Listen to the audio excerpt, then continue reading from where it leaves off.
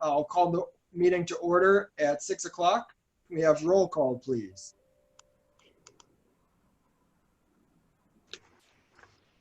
Mr. Buteri, Present. Mr. Mackey, Present. Mr. Monin, Here. Mrs. Petruccio, Here. Mrs. Polachek, Here. Mrs. Roach is here, and Mrs. Rosium. Here. Okay. Do we have any additions to the agenda? Yes, sir, Mr. President and members of the board. First of all, I just want to note that this is a Willoughby-Eastlake Public Library Board of Trustees meeting being held pursuant to recent temporary changes to the Ohio Public Records Law, as well as the Open Meeting Act, which allows public bodies such as the Board of Trustees to hold their meetings via teleconference or video conference or using Zoom. We did a notice that was published on the library website as well as for social media that let people know how they could get an invitation into the meeting. One addition that we'd like to suggest to the agenda, Mr. President and members of the board, is a second approval under the administration report, and we can describe it in more detail when we get there, but we would like to seek authorization from the board to spend up to $15,000 for various building modifications that we will be needing to make when we reopen to staff and the public. So we'll, Tom and I can summarize that when we get to that portion of the agenda. Okay, thank you. Do we have any citizen comment? Nothing right now, Nick. Everything's fine. Okay, thank you. The only thing I did want to make, by the way, real quick, is the house that's next to Willoughby. There's a guy that did buy that house, and he's done all the upgrades. He has got a crew that's been doing it, and he's been working on the front of the house.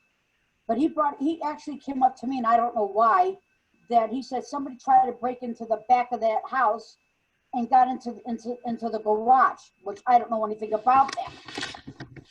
So, but he's been over there, they've been working around taking, I don't know if there's some plumbing issues, because they took out a tree that was dead right by the front door. They took that out.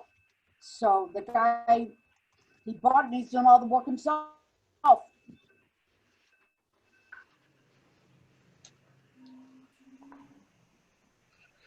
Okay, yeah, I know I've seen a lot of work going on there as well when I've driven past. So it's good that it'll no longer be an eyesore.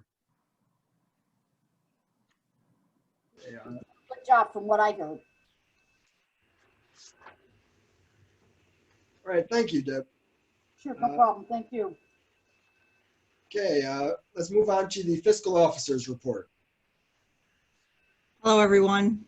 Well, I did send you all of March's reports when we had the meeting on April 6th also, but as you see from the reports, we did get our first half of the personal property tax revenue, which was good to see that nice chunk of money put into our revenue since not much else is going in there. The PLF, that's the March PLF, which was in excess of what was estimated. But as I explained last month too, our revenues are, decreasing with not being open, and I explained about the operations revenue, which is maybe around $7,000 a month. As far as just our basic monthly statements, which you have to approve tonight, was there any questions on anything?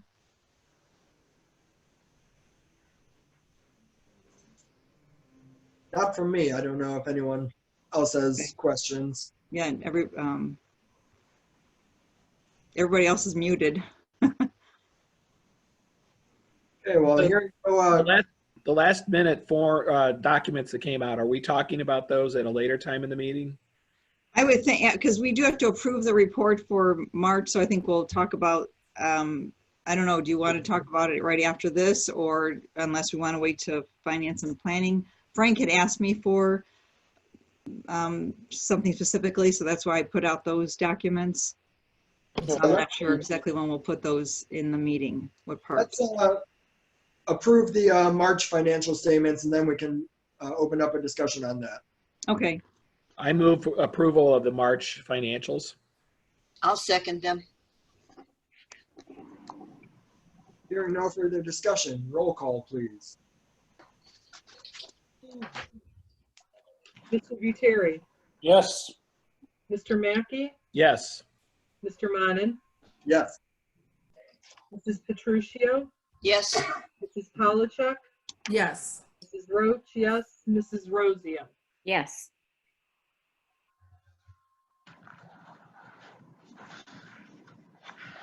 this afternoon, Frank had emailed me and asked if I would do a detailed discussion of the financials focusing on projected revenues and expenses in light of our current conditions. So I put together the Excel report that was sent to you. Did everybody get the copy of the Excel report? Yes.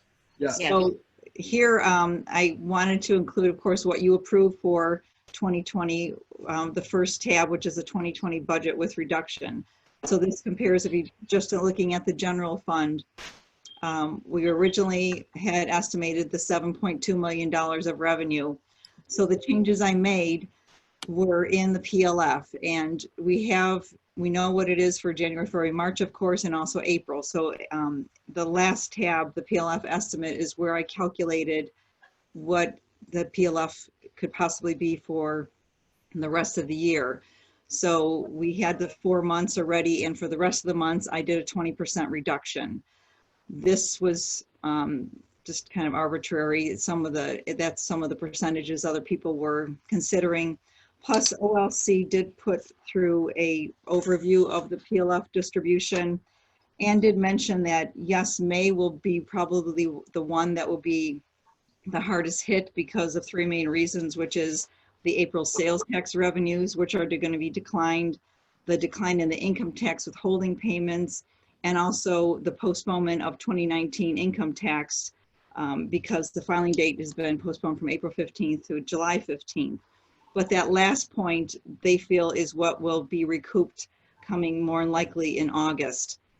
So although we're seeing a hit for these few months, there's a good possibility that depending on how quickly we open up the state, it might not be so bad. So I figured doing 20% and showing what that reduction is might be a good way to move forward for estimating the revenues.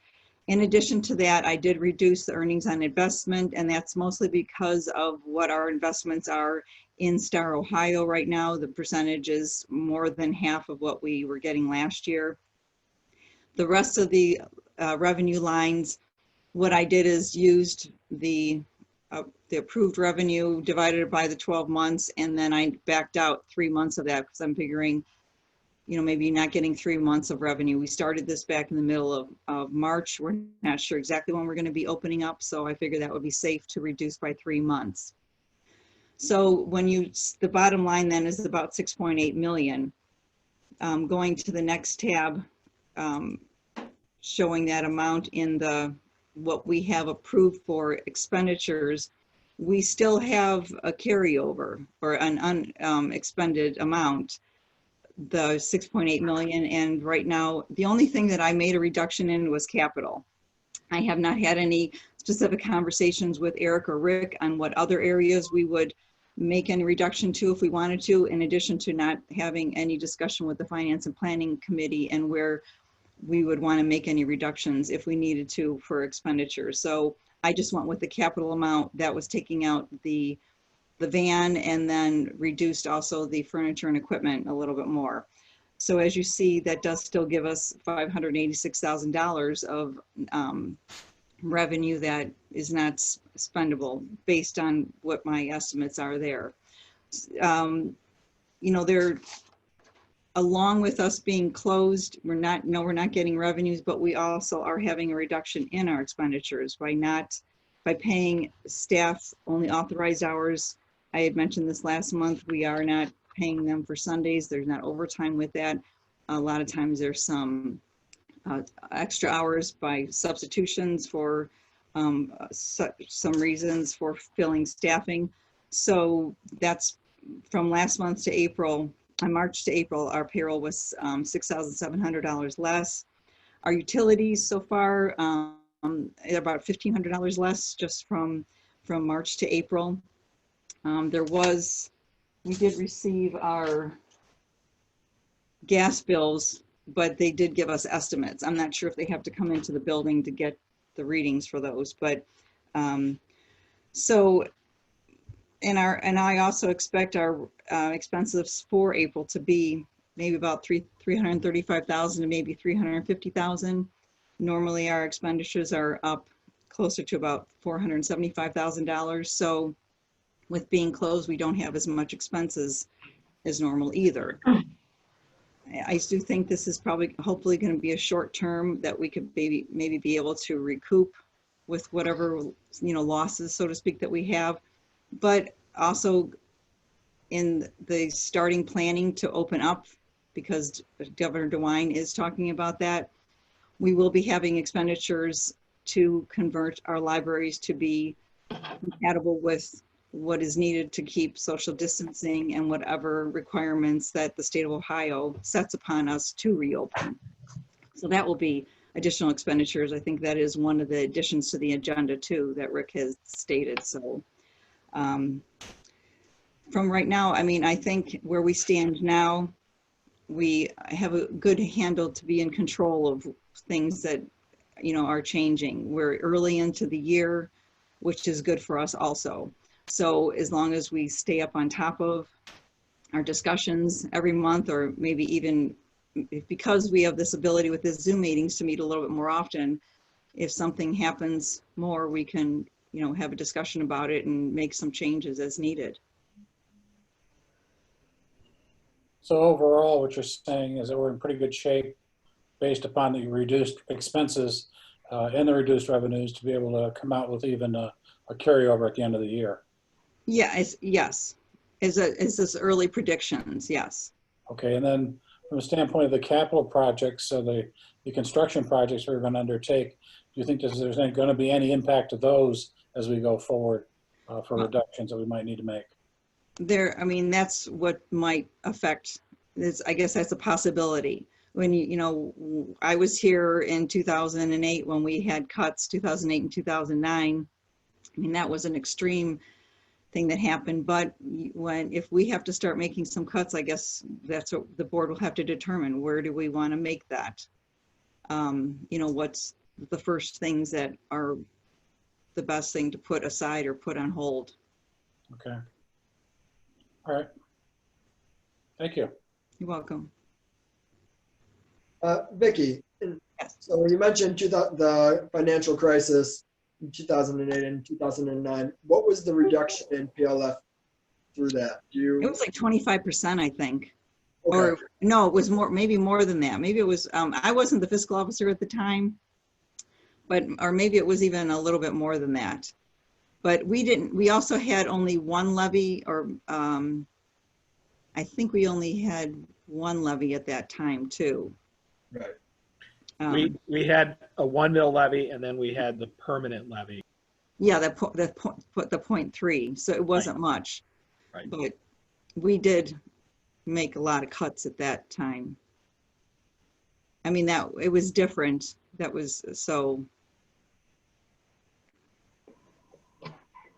Right. I'm just curious what with the 20% reduction that you used to forecast, how that compared to the financial crisis. Not that I think that we can really use that as a fair comparison. Yeah, I could look back on the reports from back then and get back to you and tell you exactly how much that was cut.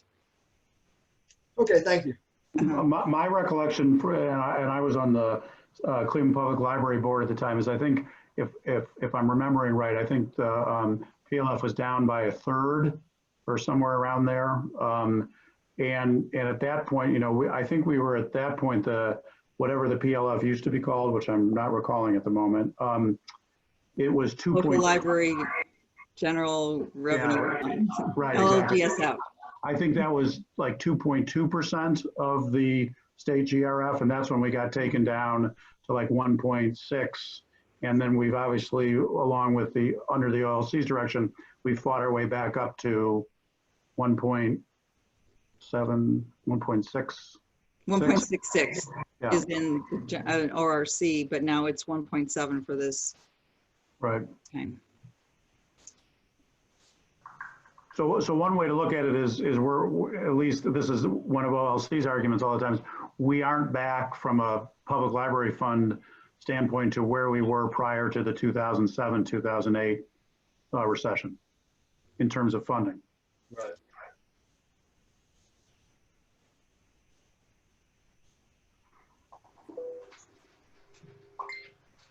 Okay, thank you. You're welcome. Hearing no other discussion on that, I think we can move forward to the committee reports. Audit Committee. Has not met in the last month. Okay. Buildings. Met? Shelley, We have not met. Am I muted? I couldn't hear you. Now I did. Okay. Thank you. Mhm. Okay. Finance and Planning. Have not met in the last month. Personnel. We have not met, but there is a personal actions report. We have a motion to approve the Personnel Actions Report. I'll move. I second. Hearing no further discussion, roll call, please. Mr. Buteri, Yes. Mr. Mackey? Mr. Mackey? Yes, I'm sorry. That's all right. Mr. Monan? Yes. Mrs. Petruccio? Yes. Mrs. Polachek? Yes. Mrs. Roach, yes. Mrs. Rosium? Yes. Okay. Policy. I'm sorry, we did not meet. Okay. Thank you. Okay. With that, let's move on to the Administration Report. Thank you very much, members of the board. Before we get to the two items that we'd like you to consider for approval tonight, I thought we could sort of go around the horn a little bit and talk about what we are continuing to work on and do as we've been closed to the public for 5.5 or almost 6 weeks now. I do want to acknowledge that Frank sent me an email over the weekend suggesting that we put out an email to our to the community about what services are still in place and the kind of business that we've seen despite the fact of the public closure. So we will work on that and get that out. Other libraries have done that around the state.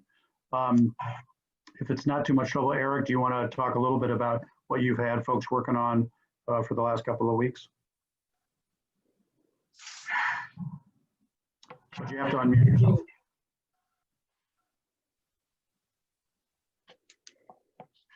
Sorry about that. Yeah, you may have seen on Facebook, it's been very active with our children's staff doing a lot of online story times, online presentations. Also, we've started some online book discussion groups. Jack Phoenix over at Willoughby has gotten that started. And Lori Kazak continues to do a great job putting out information on our social media. And furthermore, one thing you might have seen on the front page of the News Herald recently, Lori, again, she's done a fantastic job converting several of our Little Free Libraries into Little Free Food Pantries. So I think that's fantastic, and we've gotten some good coverage out of the paper from that. So otherwise, our staff has been keeping busy on putting together book cards, keeping our book selection up to speed. We haven't been able to actually place orders and have books come into the libraries because the libraries have been closed, but we're keeping up with our ordering. And I've just begun working on with others in the management team on some, we're starting to talk about ideas for when reopening happens, what it'll look like in phases. So that covers I think a lot of what we've been doing.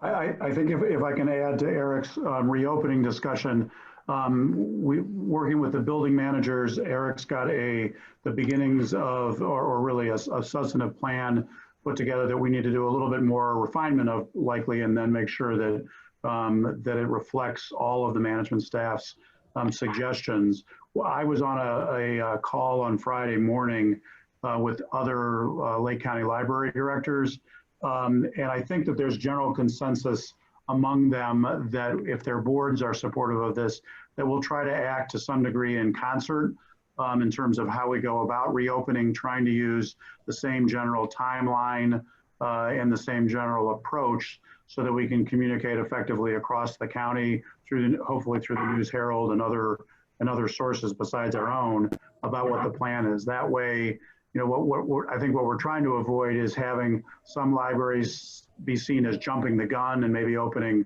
too early and others being too conservative. And so again, pending the approval of all of the various boards of each library with respect to a timeline and a plan, we're hoping it can be somewhat coordinated and that we can put out communications to the communities that we all collectively serve, because a lot of library patrons, you know, live in Mentor but use our library because they work in one of our communities or vice versa. So we thought that having a degree of uniformity would be helpful. We also expect to get some significant guidance from CleveNet about how they hope to restart their services when the appropriate time comes. They have indicated that they will give us a little bit of time to essentially get caught up within each of our own systems before the whole hold process and the interlibrary loan cranks back up. We also have to work with the various delivery services that we get. And so there's a lot of moving pieces, or pieces that aren't moving now that we'll have to start to move in order to reopen. And we want to do those in a thoughtful way when we're able to do it. We also, I didn't have a chance to watch Governor DeWine's press conference today. I don't know if he put any more flesh on the bones of the plan to start reopening Ohio on May 1st, but we're going to be paying close attention to what the state requires us to do. As well, our local Chamber of Commerce is doing a webinar, I think on Wednesday, with the director of the Lake County Health Department, who will talk about reopening Lake County. And so we hope to get guidance with that, and we'll continue to consult with our library partners across the county and keep an eye on what CleveNet's doing and the other libraries in Northeast Ohio. If I could, Carol, do you want to talk a little bit about what our e-media and other offerings have been like for the past couple of weeks? Yeah, I mean, we continue, like at the last board meeting, things aren't over the top. Everything is increased nicely. Hoopla, our total circulation is up 27%. Our overdrive is like about 10%. This is in comparison to March of last year and to this point. Everything is up. You can tell that our patrons are using our digital materials. It's, from a librarian perspective, it's maybe that the big increase is the movies, to be honest. That's our biggest jump is in Hoopla, the streaming film. I got excited when I saw that the juvenile use of Hoopla is like doubled. And then I realized that it's our streaming video is way up in Hoopla. So I think a lot of that it's not seen so much in the books as it is in the movies. Our audio use, the e-audio, is down on both platforms, and this is being seen across the country because the commuters are big e-audio people and they're not commuting. So, so that's an understandable drop. We've had our costs have gone up, but not exorbitantly. And I think a lot of this, as I mentioned before, is due to the vendor support of they've created collections that are no cost to the library system. They're putting things out there that people can check out without us having to pay like a bonus checkouts. And also a couple of new things since the last meeting is that we now have a free trial for 2 months. This is through the end of May for Press Reader, which offers like 7,000 publications from across the United States and the world, but it includes digital access to the News Herald. So we publicize that. We're having about 45 connections a day of people coming in, tapping into it and reading different publications in it. So that's kind of interesting, gives us an idea to see what kind of interest there is in this type of service. Another new thing is that Overdrive and CleveNet have now gone ahead and created this instant digital card, so that when a patron logs in or goes to Overdrive, they want to check something out, it immediately comes up, it offers them this instant card. If they put in their cell phone number, Overdrive runs that number through their databases and assigns it an address, an area, and assigns them to the library in that area, generates an e-card. So it's in the beginning stages at this point. The e-card will only work in Overdrive. CleveNet's working with them. Eventually, it's supposed to be authenticated through CleveNet enough that it'll be usable for other electronic materials, a fully functional e-card. But the Weeple e-card is still best for our patrons at this point, because it does give them access to not just Overdrive, but to all of our electronic things. Oh, and also I just found out today, Ancestry, which is totally free for Ohio library card holders, has now been extended through May as well. It was going to end at the end of April. Rick, I'd like to revisit a little bit of a conversation about May 1st versus something else. I'm ecstatic that Ron Graham's going to be working with all the directors or some portion of the community. I think the health department needs to be a big part of this.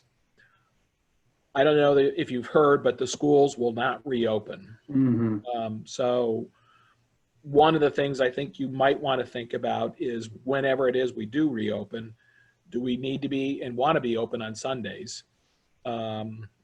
I assume they did not come out with any kind of strong understanding of what the requirements of businesses in the reopening is going to be like. But there's a lot of conversation about social distancing, wearing your masks, all these things, limited numbers of people in so many spaces and things like that. One thing that I've picked up on in those briefings is Dr. Acton talking about they'll make decisions on progressing further in the process based upon the last 2 weeks of information. And one thing I'd throw out to consider, depending on how far they go in reopening, that maybe we give it 2 weeks and see what the reaction is. The data out of Taiwan and some other countries that had early experiences with this virus have shown that they reopened too fast, and then the second wave came through, and like 1918, it was worse than the first wave. And personally, I'm nervous about moving too fast in this country. So I'm going to be somebody that's going to be a voice of, let's take it slow, let's be careful. Yeah, I understand we need to get back to normal, but they're talking, we're going to be wearing these masks for at least a year. We're going to be practicing social distance for a year. And basically what I understand and interpret, until there's a vaccine, life isn't going to be normal. So Jeff, I've actually heard it could be up to 24 months. I've heard that long as well. If I could respond, and I appreciate both your perspectives. I mean, we are not, from Eric and Vicki and my perspective, and I think I can speak for the management, the whole management team, we're not rushing to reopen at this point. What we think we have to do is have a pretty well-articulated timeline, sequenced plan for reopening, because in order to get this machine moving again, there's a lot of things that sort of have to be done under, not under the radar, but that most patrons don't see, most of the community doesn't see, in order to be ready. We certainly don't want to do that until it's safe to have people back in proximity to each other, you know, respecting social distancing. So what we hope to get done in the next week or two is have a thoughtful plan that the board's comfortable with. We want to share it with the leadership of the bargaining unit, so that they're comfortable with it, as well as all of our colleagues, so that we're ready to go whenever that is. But we'll be listening not only to your guidance, but also we know you'll be listening to the guidance from the state and from the county before we can do it. We do recognize, and maybe this is a little bit of a segue into the discussion of the buildings. Tom Johnson has spent a lot of the last week or so looking inside of our buildings to figure out how we set up the appropriate kind of social distancing and barriers. And the reason that we've added the item to tonight's agenda, asking for authorization to spend some money to make some changes to the buildings, is we want to put up secure and tasteful, if I can say it that way, and probably permanent, at least for a while, plexiglass barricades at service points, circulation desks, reference desks. Tom has gotten suggestions and input from the 4 building managers about where those ought to go. And he spent some time diagramming them. And we have been working with Library Design Associates, who was the organization that helped us purchase a lot of our shelving and materials and equipment and supplies for the 2 renovations that we did a couple of years ago. We think for about $12,000, we can buy pre-made plexiglass barricades that are designed to be affixed to circulation desks and reference desks. We'd like to move forward with that. We're also going to be planning long before we open up a walkthrough of each building with the building manager and Eric and me and Tom, as well as Biagio, to think through how do we reorient the public computers so that there's appropriate social distancing there. But I think based on the conversation that I had with the other county public libraries last week, we're really thinking of a very phased in kind of approach whenever it starts, where the first week or 2 would only be staff inside the buildings. And I don't, the plan that Eric is putting together isn't entirely complete yet, but we're talking about, spacing out people and shifts in a way that doesn't have too many people in the buildings. So we will certainly make sure that the plan that we have complies with all the guidance that we get. And in terms of when it commences, will be entirely the WEPO board's decision, but it'll be based on a recommendation from us about what we've heard from public health authorities. Thanks. And that makes me feel a lot better. The other thing that I didn't mention, that I don't know how hard this is going to hit our staff.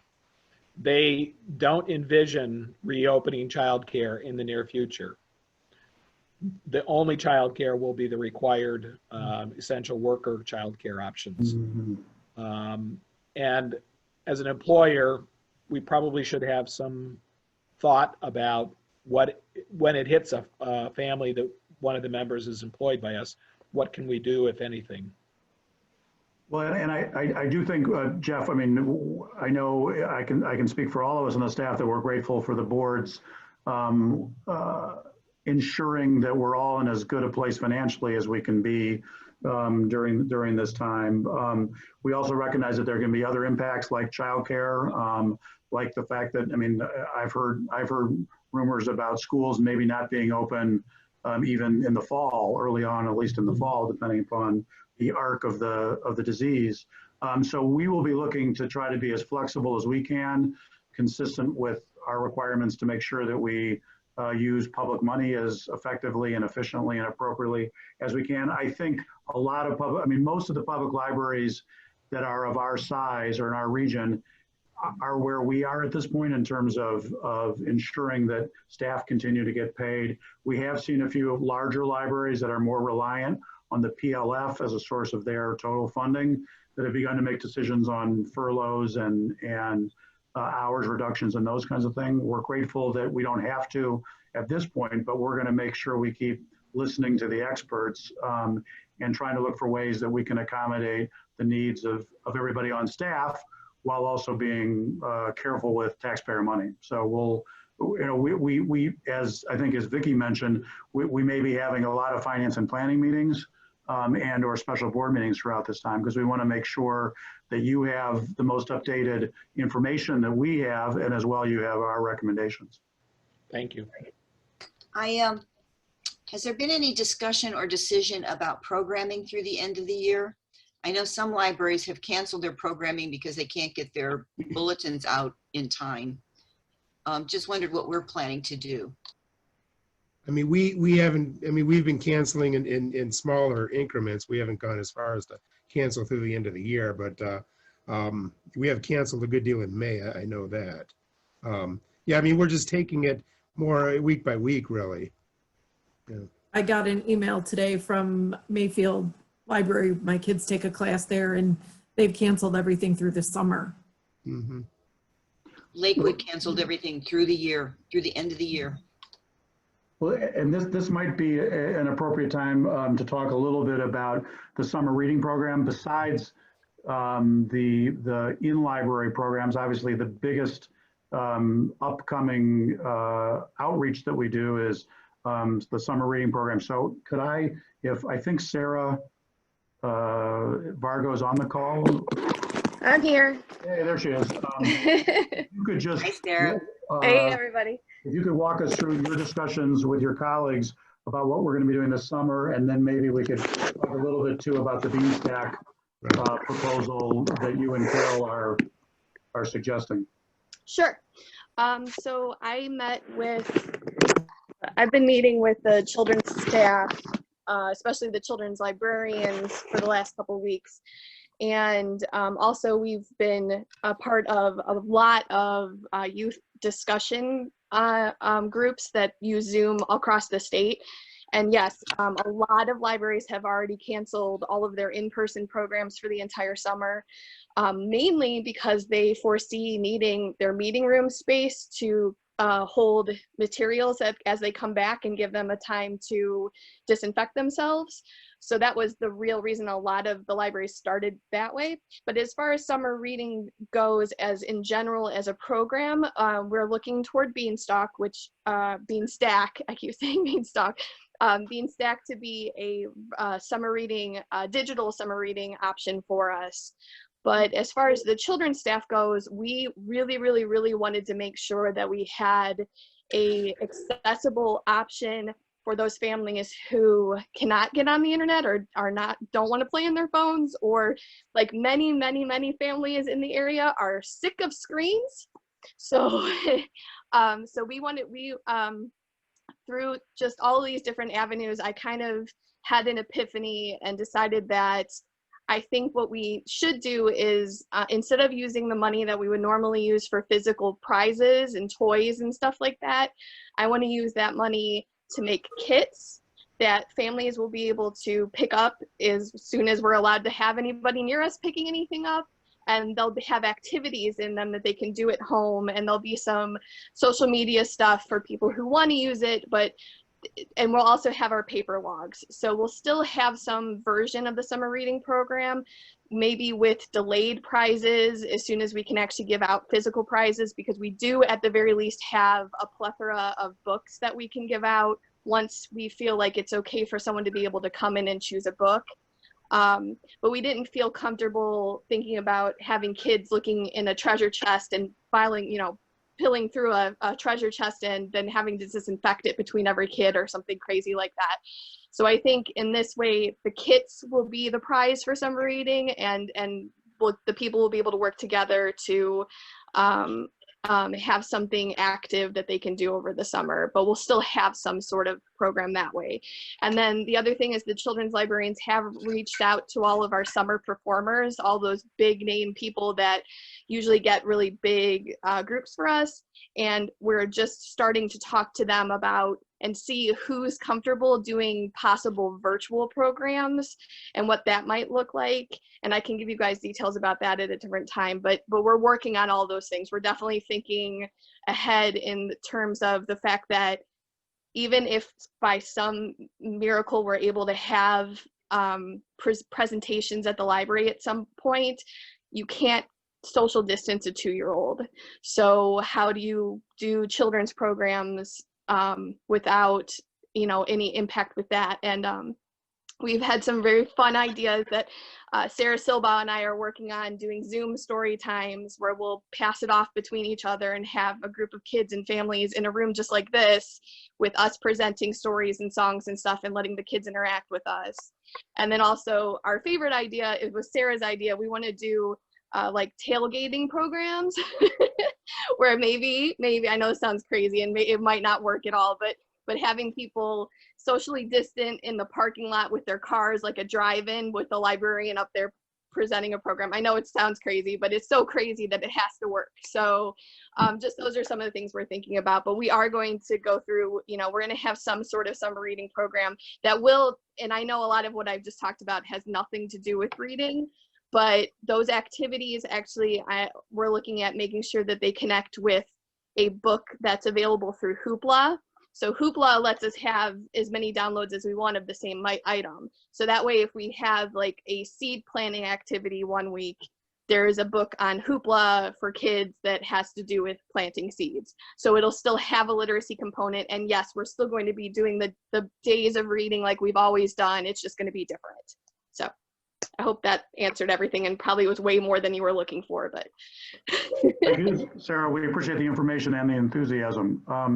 Hey, Carol, do you want to talk a little bit about Beanstack? I mean, I know it has applications beyond the summer reading program, so the kids' summer reading program. Okay, well, the Beanstack proposal, it's $1,700 and there's a $300 $295 fee to hook it up. It's a year-round program, and it's probably the most well-known as far as virtual reading programs for libraries.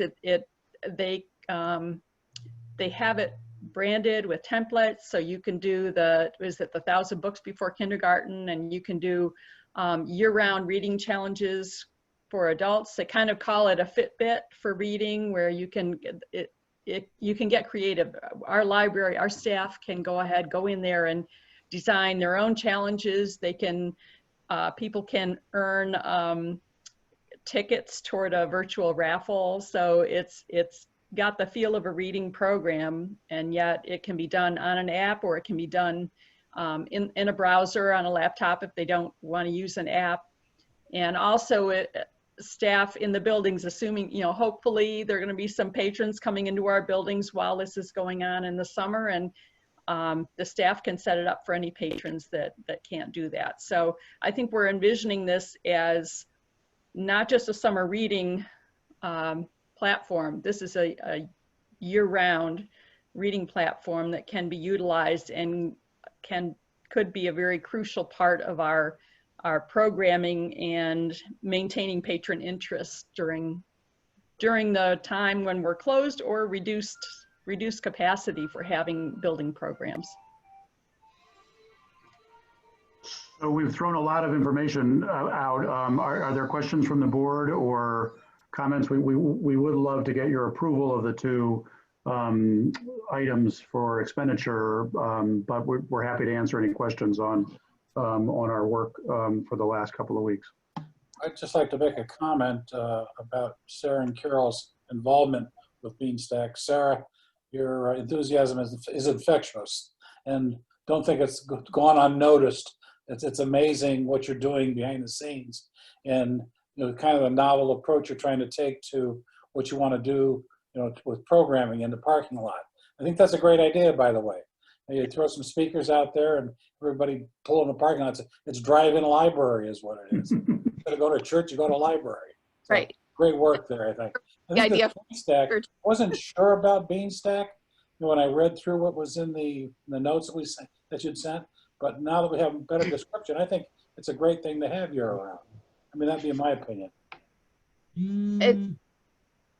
Frank, to that too, we've actually talked about it in the past about doing a digital version of summer reading, and this isn't something brand new to me. It's something that we've looked at before. It's just obviously this year it makes the most sense to jump in, but this program it's extremely user friendly for both the staff and the patrons, and two, it has so many different options that I think are going to be, it's the future of that type of program. I think our patrons are going to really love it once they do it.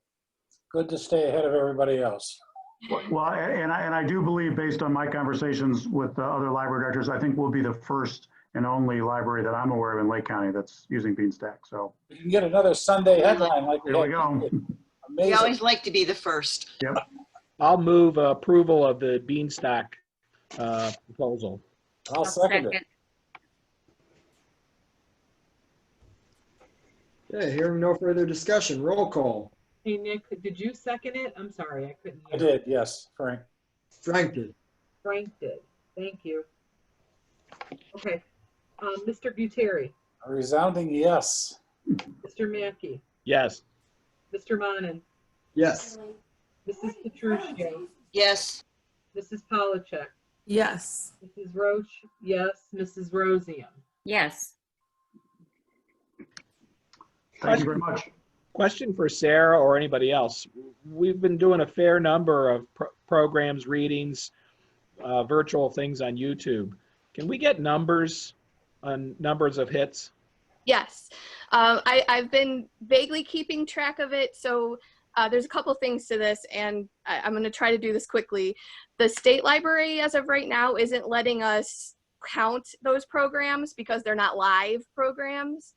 So we are thinking of different, like, that's one of the reasons why I think Sarah and I are really thinking about using like Zoom for programming, because that is considered live, so we can count those numbers going forward. So if we do stuff going forward in the summer, but I can tell you the original videos that so when I started started using the YouTube page, it only had 2 videos on it that were just there because it was the easiest way to upload a product. So now we're up to like around 50, I think. And I mean, we don't have amazing numbers. But I think that for me, especially in the beginning, the interaction with the public and the comments they were leaving us, and I don't know if anyone saw it, but there was a video that I did with my daughter where we did this marching song, "We Are the Dinosaurs," and there was a mom who filmed her 1-year-old doing it with us, and I just, that's the kind of stuff we're looking for, is to connect and let them see a familiar face. And that was what I was going for it.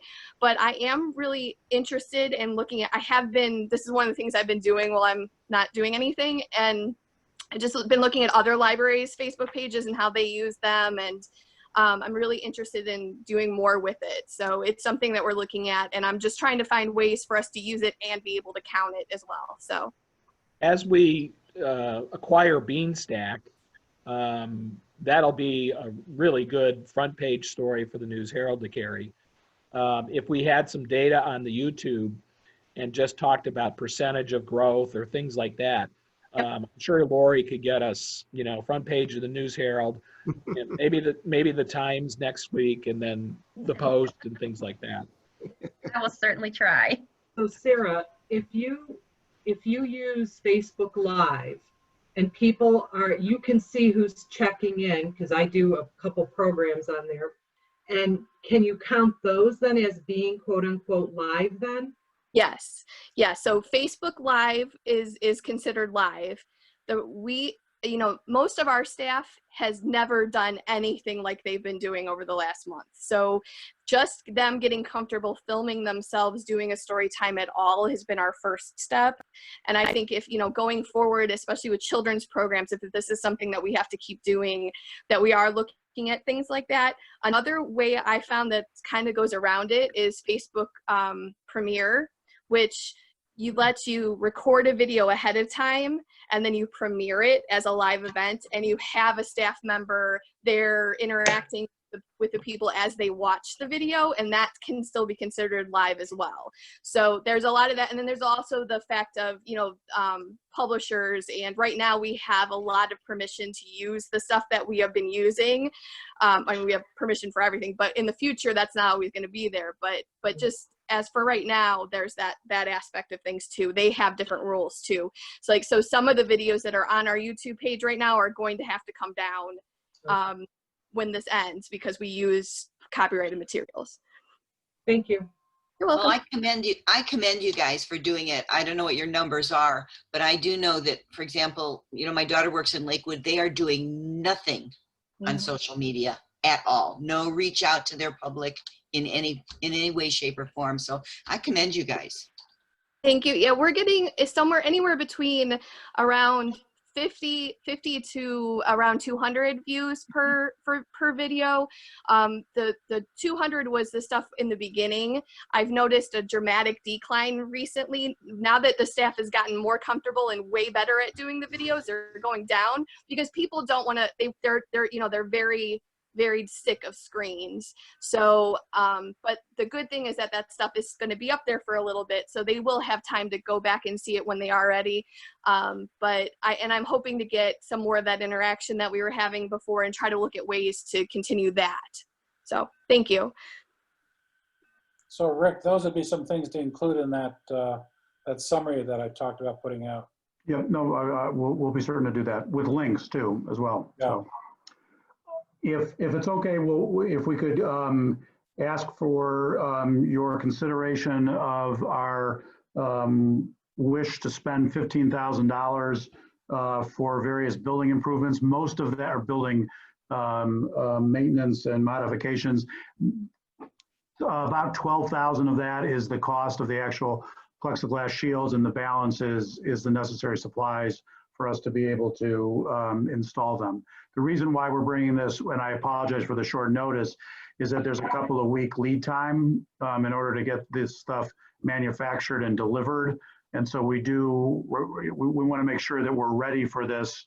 At the Heinens I shop at, one day I was there and the next day I came back to get something. All I knew this was 3 or 4 weeks ago, and there were plexiglass barricades up overnight. So we hope to be able to get them up as soon as we possibly can to assist us in the eventual reopening to the public when we're allowed to do that.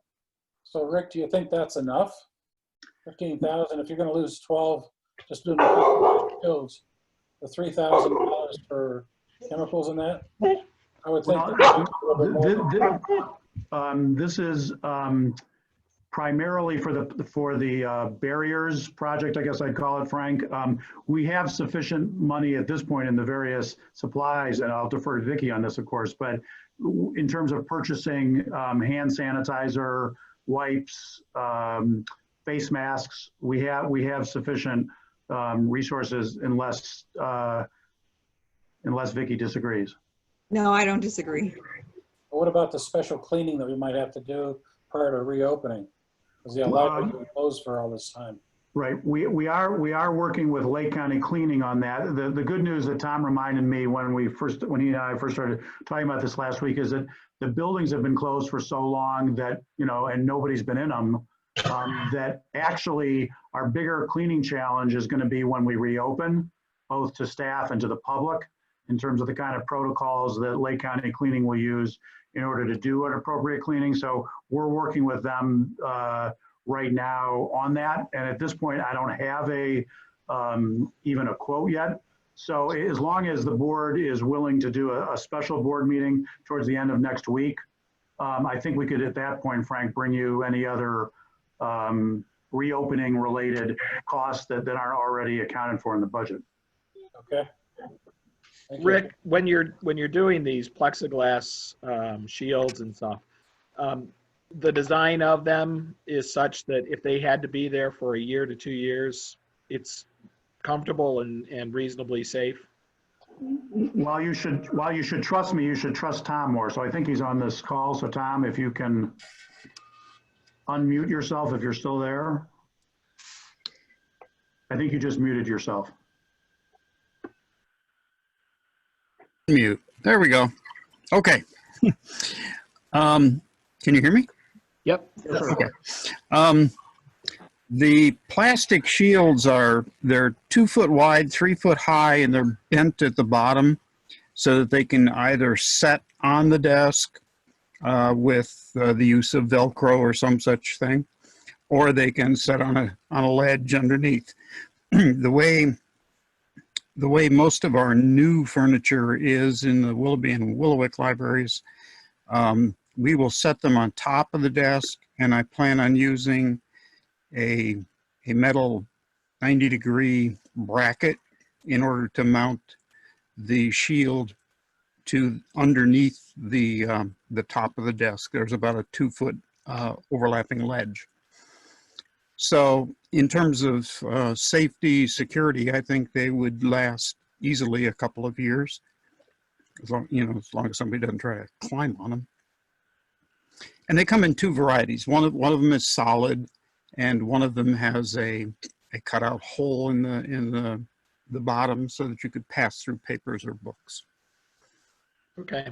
You referenced, Tom, the newer furniture working well. We're going to keep everybody at Eastlake in good shape, right? Oh, yes. It's just that Eastlake doesn't have the ledge on the top of the desks, but because we will get to refresh one of these days, I wouldn't feel so bad about drilling a couple holes through the existing desk in order to mount the thing. Okay. Thank you. I should also say that we recognize that there are going to be other, I don't think they will necessarily incur, they won't be the kind of changes that need to incur costs, but Tom and Eric and the building managers will go through each of the buildings prior to reopening.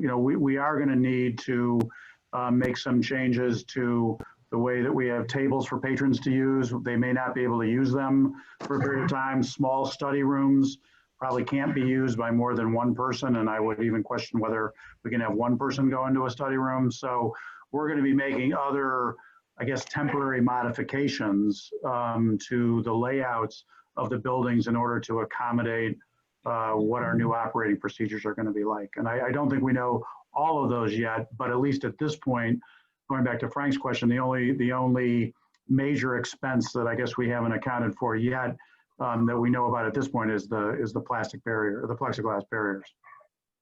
Rick, do we need to coordinate with Willoughby Hills as far as their building being open during this? Do we need to coordinate when they will be opening? Well, I'll defer to Holly and Tom on this, but I believe we have access to the building. We can get into the building whenever we need to. And obviously we won't be making any physical alterations, if you will, to anything that belongs to the city. It'll be on our circ desk, our reference desks, et cetera. So I think we shouldn't have a problem there. Okay, thank you. I'll move approval of the requested funds for the reopening changes. I'll second. Okay, hearing no further discussion, roll call. Mr. Buteri, Yes. Mr. Mackey, Yes. Mr. Monan, Yes. Mrs. Petruccio, Yes. Mrs. Polachek, Yes. Mrs. Roach, yes, Mrs. Rosian. Yes. Members of the board, just a couple other things on reopening. One of the things that Vicki and Tom and I and other managers have talked about is making sure that we've laid in enough supplies, other supplies that we will need in order to stay open, from wipes to sanitizer, et cetera. So we are working, we put in a big order of that a week or so before we closed. It was on back order. We believe that it may be being held for us now at Staples, so we're going to get that delivered. I want to give a shout out to Amy Winter and to Karen Zito. They have both volunteered, and Amy has agreed to head up a group of Weeple folks who are going to be making face masks, reusable face masks for staff. So Amy, I don't know if you want to unmute yourself and tell us anything, but we're grateful to you and Karen for your willingness to do that. And I'm sorry to have picked on you all of a sudden. There we go. I'm amazed at how easy Zoom meetings really are. I mean, once you've got the program on the computer, they're really, really nice. I really, really appreciate them. So we have been making face masks, fabric face masks for the staff, and we're just waiting on how many that we actually need, and then we're gonna poll the rest of the staff to see who else wants to sew or wants to learn to sew. I'm going to make a couple demonstration videos of what it is that we're doing. And so it's 2 layers of fabric, some ear straps, and then they've all got a little pocket in them where you can put in a extra filter, like a coffee filter, or some people are cutting up air filters for them, if that makes you feel more comfortable. I did 6 of them this morning, and I think I spent like an hour and a half working on them. So they're going pretty quickly. Well, thank you for doing that. Are you envisioning personalizing them? I've seen some on the internet that are rather interesting. Honestly, I don't have the fabric for that right now. I'm actually going to have to pick some more up tomorrow. So if you have any requests, now is the time to put them in. If people need bigger ones, smaller ones, they're welcome to email me different things so that we can get people feeling comfortable being in the buildings again. Good. A friend of mine made me one, which she was using old fabric, and this piece of fabric looks amazingly like a coronavirus molecule. So I've scared the heck out of people a couple times at stores because I think I look like a large COVID-19 germ coming at them. So I'd encourage the children's staff to have a little fun working with Amy and the others on this, because I could envision some fun ones for the kids seeing their favorite librarian. Very cool. Hey, any old business?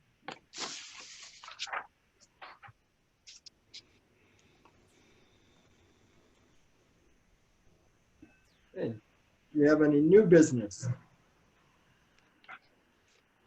I just would like to take a moment to express the appreciation I feel for Rick, Eric, Vicky, and the entire staff. You guys have just done outstanding stuff to keep the community engaged with us and have a good reason to want to be around us for the near future, long future. So thank you all. And please extend that to anybody else that's not available here today. That's for sure. Thank you. Thank you. Thank you all. Thank you. Great comment, Jeff.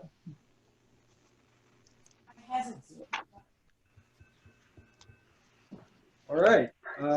Well, our next meeting is scheduled for May 18th at 6 p.m., either at the Eastlake Public Library or, depending on social distancing guidelines, at the administrative offices at Eastlake City Hall.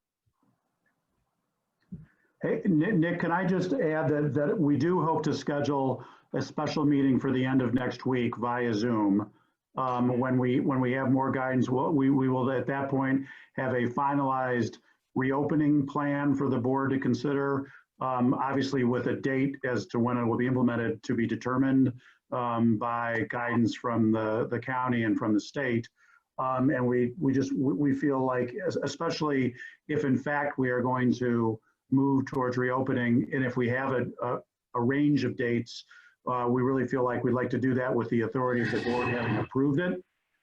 So I'd like to suggest a meeting, a special board meeting, either Thursday, April 30th or Friday, May 1st. And if people are flexible on either of those 2 days, we can see what guidance we get from the state between now and then. I'm good, Bo. Yeah, not much going on here. Yeah, well, I was flying to New York because I was looking for a hotbed of COVID, but I can cancel that flight. I see the airplanes are empty going that direction. That's what I was looking forward to. The $12 flights, I think. Yeah. So when are they rescheduling the next meeting for next month? Debbie, I'll confirm that for you offline. Okay, that's fine.